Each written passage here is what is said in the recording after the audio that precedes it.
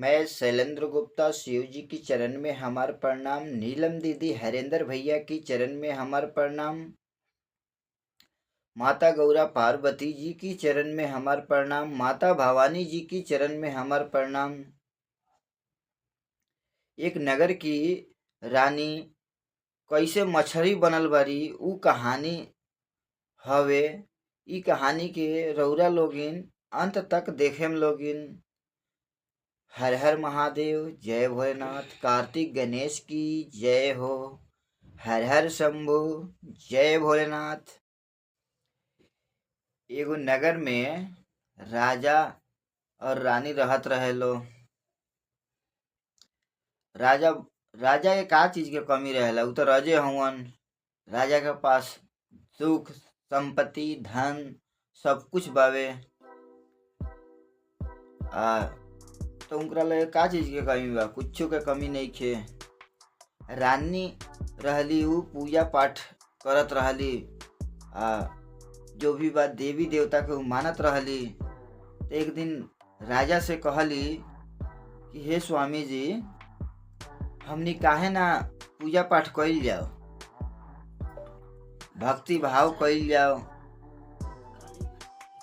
तो राजा कहतरन रानी से कि हमनी के का चीज के कमी बाटे? पूजा पाठ कइले कोनो काम नहीं खे। पूजा पाठ उहे लोग करेला जेकरा दुख रहेला, धन संपत्ति के कमी रहेला, उहे लोग करेला। हमनी ये सब के चक्कर में ना पड़ल जाई, ये सब के झंझट में ना पड़ल जाई। ई जौन रानी रहली, रानी पूजा पाठ करस, शिव जी के वो पूजा पाठ करस। अब राजा इनकरा के समझा देहलन, समझा के चल गइलन नगर में घूमे। अब नगर में घूमे चल गइलन तो जौना नगर में राज दरबार रहे, वही नगर में बगल में शिव जी के मंदिर रहे। ओजा शिव जी के पूजा पाठ होत रहे, शिव चर्चा होत रहे। अब शिव चर्चा के आवाज इनकरा कान में, रानी के कान में जाता तो बेचैन हो गईली। बेचैन भइला के बाद खिड़की के रास्ता रहे, खिड़की के रास्ते से अपना महल से निकल के मंदिर में चल गईली, जहाँ शिव जी के चर्चा उर्चा होत रहे। वो जाके बैठ गईली। अब बैठ गईली तो शिव जी के चर्चा वगैरह, शिव जी के कथा वगैरह सुनत रहली। सुनला के बाद इनकर मन बिल्कुल शांत हो गई। शिष्या गुरु लोग से पूछे लगली कि शिव जी के पूजा पाठ कइला से का होला, काहे खातिर पूजा पाठ कइल जाला?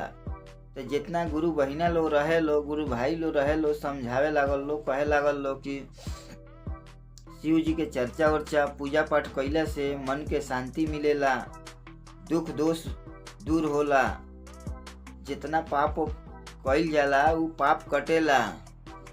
तो ई कहे लगली शिष्या गुरु लोग से कि नियम का हवे शिव जी के पूजा पाठ करे के। तो ई लोग शिष्या गुरु लोग बतैलक लो। शिष्या गुरु लोग बतैलक लो कि शिव जी के पूजा पाठ करे से पहिले,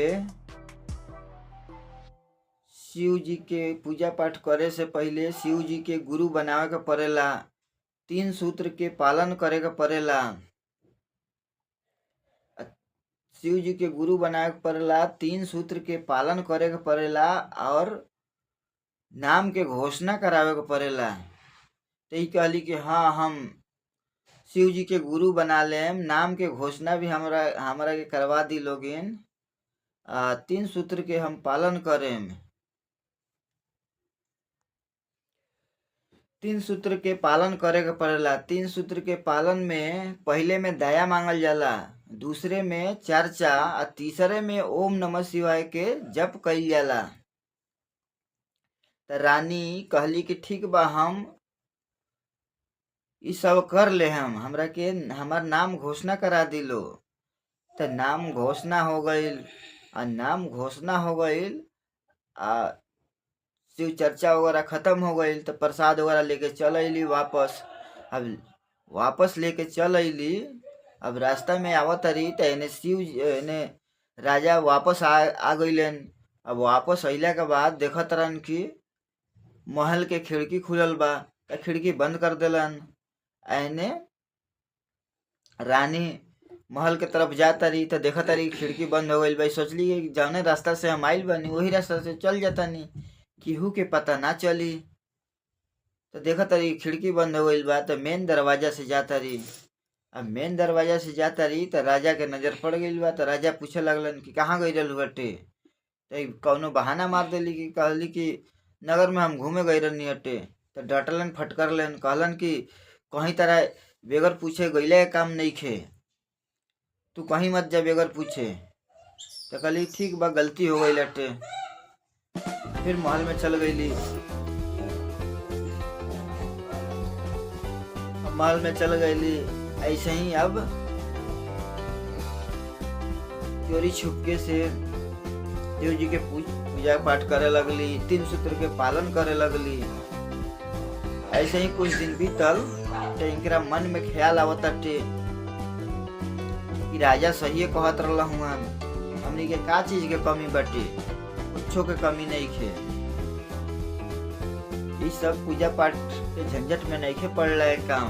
अब धीरे धीरे वो शिव जी के पूजा पाठ और 3 सूत्र के पालन के इग्नोर करे लगली, छोड़े लगली। अब गुरु शिष्य लोग रानी के बतैले रहे लो कि बेशक रउरा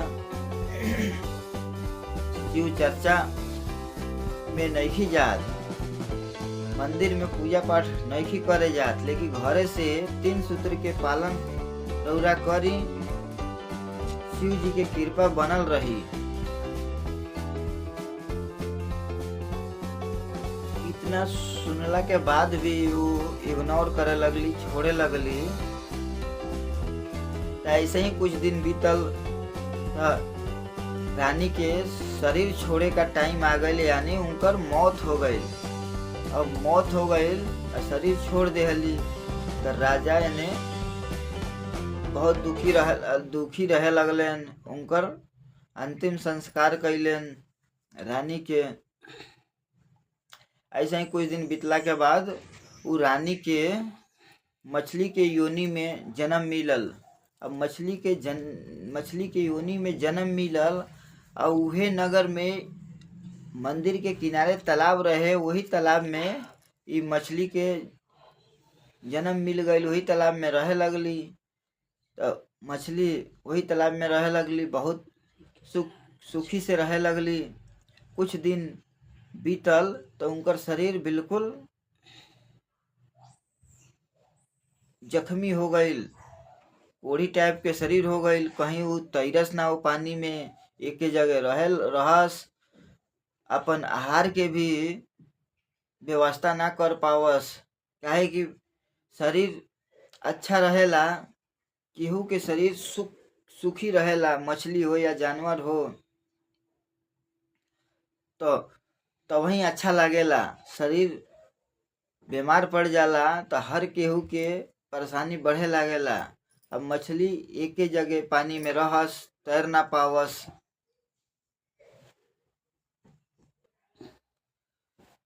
अब मछली बहुत टेंशन में रहे लगली, सोचे लगली कि पता ना कौना जन्म के हमर पाप मिलत ताटे कि इतना कष्ट झेले के पड़त ताटे। अपन 2 वक्त के खाना के लिए भी हम व्यवस्था नहीं कर पावत, काहे कि शरीरे हमार काम नहीं करत। शरीर बिल्कुल जख्मी हो गई बाटे। अभी टेंशन में पड़ गई। टेंशन में पड़ला के बाद सोचत सोचत इनकर ख्याल आइल कि हम पिछला जन्म में यही दरबार के रानी रहनी।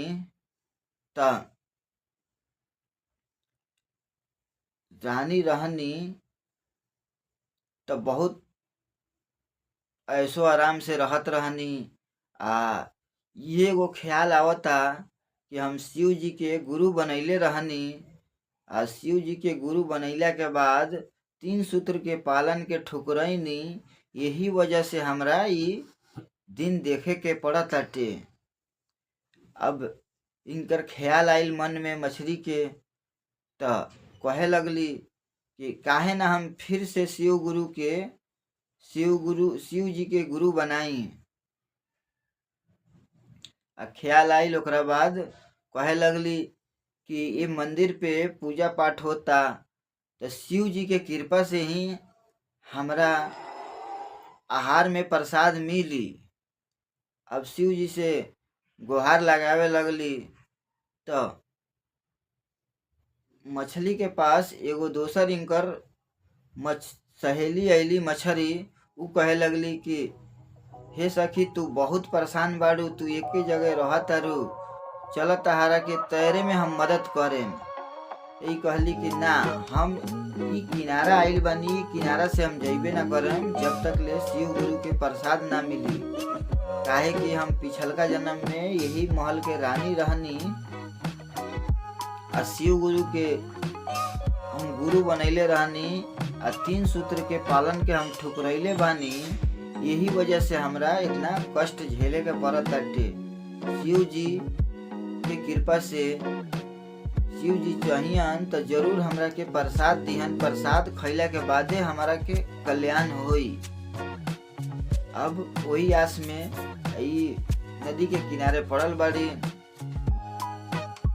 वही दिन शिव जी के चर्चा होता टे। वो मंदिर पे बहुत लोग जुटल बाटे, इकट्ठा भइल बाटे।